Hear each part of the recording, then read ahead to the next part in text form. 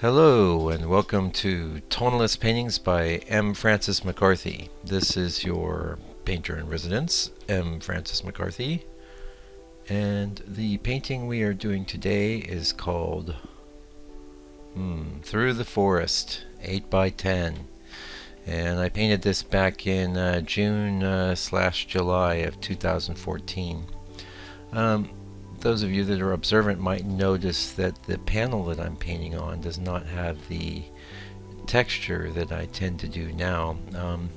This panel was prepared the way I used to do all my larger sizes, which was with a couple of coats of acrylic sanding sealer to which I'd added some acrylic burnt sienna, and I would put this on with a large brush and very much feather that finish in so that it was quite smooth, and in some cases it would almost look like a cabinet finish. It was, a nice way to work. The reason that I sort of abandoned that method was because I wanted to, after my 100 days of Tonalism project, especially in the finishing stages, I was really keen on having the ability to basically have that texture available, and so I could just have a brush lightly loaded with paint and just sort of drag it across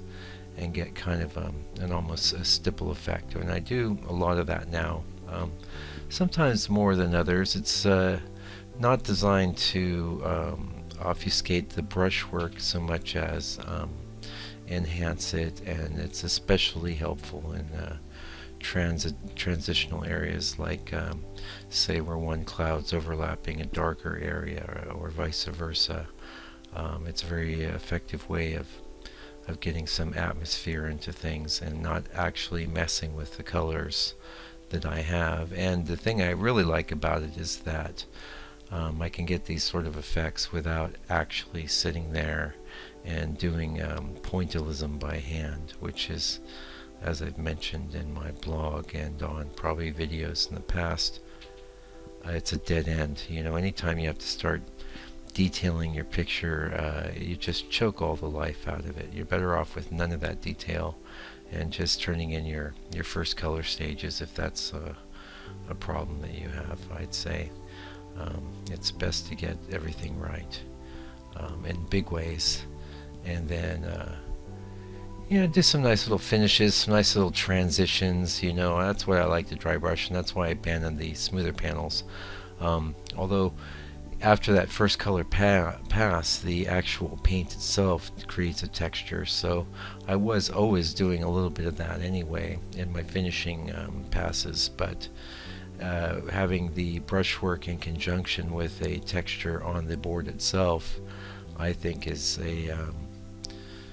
it's a nice way to work. Now, to me, one of the downsides is that it gives you kind of this, especially when you're looking at the painting from the side in bright light, you can see that texture running all the way through the painting, and in some cases you really don't even discern the brushwork. I don't tend to paint super heavy. I paint as heavy as I need to cover the board, but I've never been one for impasto.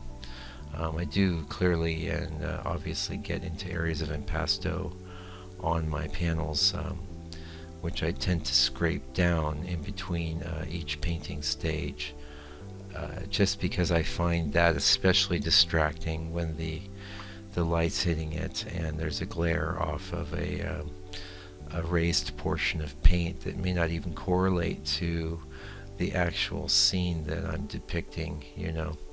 So anyway, I did still really enjoyed working on the panels like that, and there the emphasis was more so on the actual wood grain in the board, which, as I've mentioned in the past, I tend to use what it's called a kauri, and it's a tree that grows very straight and doesn't have a lot of knots in it. It's also a very nice fine-grained wood, so it has a bit of grain, but it's not a deep, serious sort of grain that's going to be distracting, which I've tried to work with woods like that before, and I've ended up,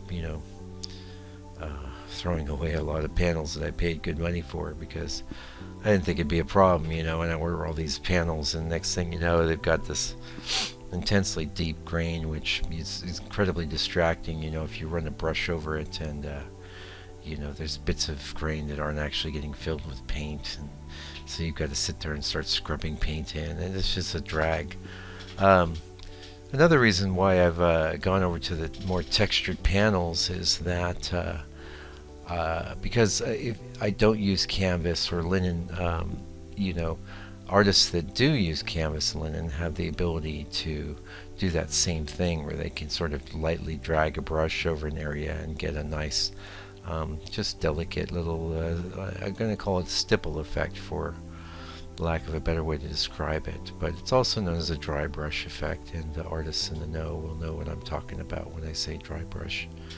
Um, Basically, you're just taking a brush just very lightly loaded with paint, and you're very delicately pulling it across the surface, usually with the brush at an angle that's perpendicular to the grain of the panel itself. So you're basically holding the brush horizontally and dragging it across using the flattest part of the brush. And you'll see me do it, but not so much maybe back here in 2014. Back then I was basically just I was doing 2 passes on my color, and actually one of the reasons we're doing Through the Forest today is I feel it was pretty successful. Now you can see here, actually I've just gone into the second pass, and it looks like I am going through with some black and doing a little bit of, it's not even really so much glazing as it is, it's almost painting some faux detail on with the paper towel. And this is something I like to do, especially in areas that are big expanses of sort of generic foliage. The last thing I really want to do is go in there and go dot dot dot dot dot with my brush, or sit there and analyze my photographs so carefully that I'm very carefully delineating every aspect of that tree or bush. Nobody gives a damn about that. You're not going to get a good painting that way, and I talked about that in the last blog post, and I won't bore you with that anymore. But speaking of today's blog post, I'm not really sure what I'm going to write about. I guess we'll figure it out when I start writing it. I do tend to do these videos definitely off the seat of my pants, guys. Sometimes I have a bit of an idea what I want to talk about. I was working with a student today, and I have a couple ideas I might just impart in the blog. We'll see how it goes, but it's always informs. What I'm doing during the day always informs the video narration and of course the blog post. But unfortunately, I didn't get a lot of painting done today, other than this painting I did with my student, which was a lot of fun, and it ended up being pretty nice painting. So I might just talk a bit about painting in general today on the blog post. We'll have to see how it goes. Anyway, thanks those of you that have been watching the videos and reading the blog. I appreciate you tuning in, and from my part, I'm trying to keep it to twice a week to keep your free lessons and entertainment coming, and hopefully you guys are getting some real benefits from it. Thanks for joining us today, and if you want to see more of my work, go to landscapepainter.co.nz. There's an email there. You're welcome to contact me if you like, if you have any questions or you just want to say hi. And I'll be back probably next week, midweek, so we'll see you then. Meanwhile, take good care and stay out of trouble.